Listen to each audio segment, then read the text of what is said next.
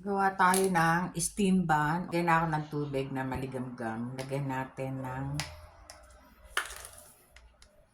yeast, asukal. I-proof muna natin to. Maglagay tayo ng harina. Mga konting sugar. Lagay na natin yung harina dito sa bread maker. Tubig. Tsaka butter. 2 kutsarang butter. Lagay na rin natin yung proof na yeast.